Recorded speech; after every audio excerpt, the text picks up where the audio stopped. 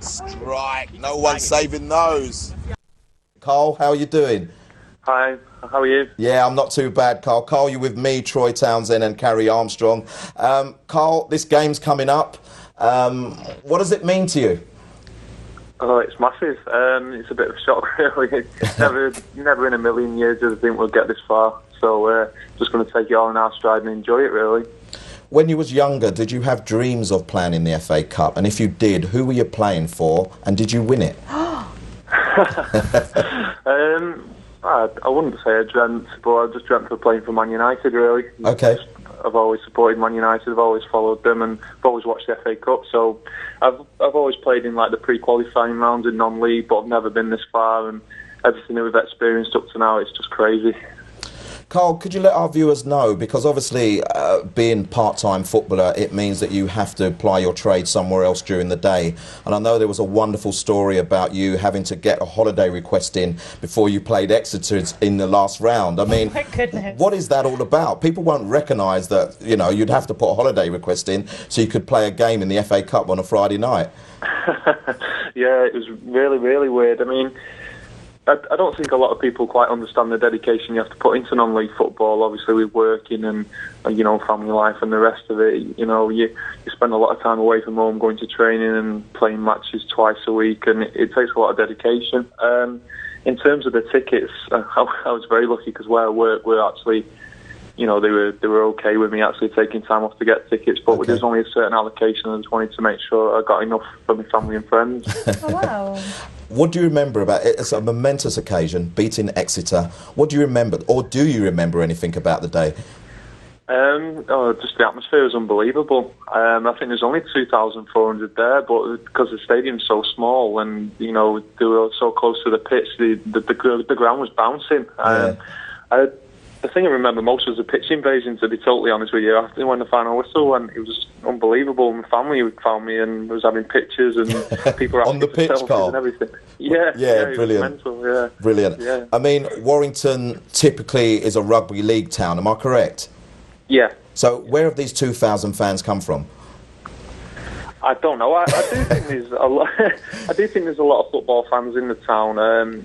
I think sometimes the football clashes with the rugby, but it's always been a rugby town. But I do think there's a good, solid base of football fans there. I mean, there's a lot of Premier League teams around the Northwest as well, which doesn't really help. But the FA Cup's magical, isn't it? So people are interested. I love that. The FA Cup is magical. It is very much so. That phrase. We're stealing it, aren't we? The FA stealing Cup that, is Karl. magical. Karl, I mean, you have some players within your squad that may have brothers that are in the higher end of the game. Do you want to let our audience know who you are playing with and who the famous players are that, or family members are that they're involved with? Yeah, our centre back Craig Robinson. His brother manages MK Dons, Karl Robinson. He's one of our most influential players, I would say. Okay.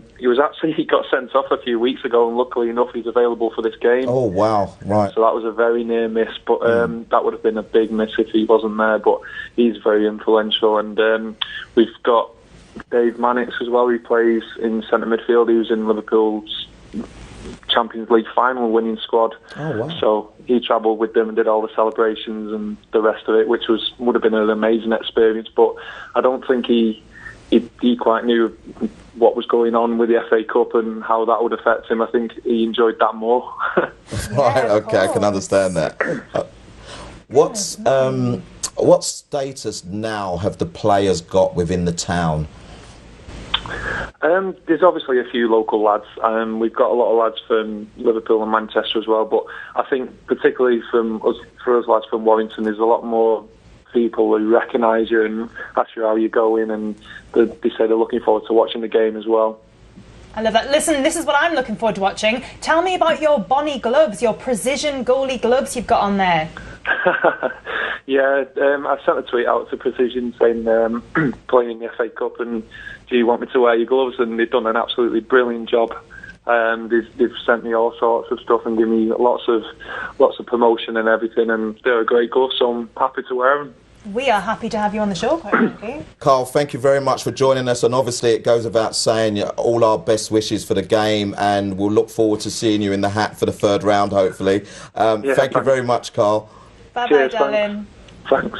Wonderful. What a lovely man. Brilliant. It's Absolutely just, lovely. guys, just a great story, These isn't it? guys are nodding away because they get it. They get how exciting it is when an entire town gets involved. They've sat and nodded their way through this show. You get it. I get it now. You get it now, Kerry, do you? Totally get Yeah, that was the purpose of it. It doesn't go away because I just thought, well, after the game, would it just be back to normality? But you guys are this happy all the time. But it's also great to hear Karl after they've beaten Exeter. And the family are on the pitch. They're taking photographs, selfies, and whatever else. Amazing. And that's the part of the game that you won't see at the top level, will you? No, that's the passion that comes from them kind of games, and you know they've done marvellous up to now. Let's just hope they can get into that 3rd round. Can they?